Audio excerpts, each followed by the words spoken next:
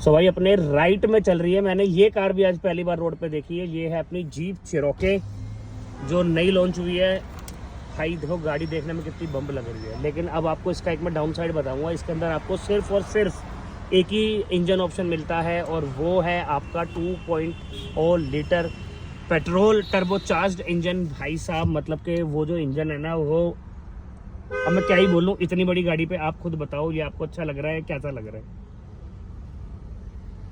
गाड़ी देखो भाई कितनी बड़ी है, रोड प्रेजेंस अच्छा है, सब कुछ अच्छा है। बाकी भाई वीडियो अच्छी लगी हो तो लाइक शेयर सब्सक्राइब।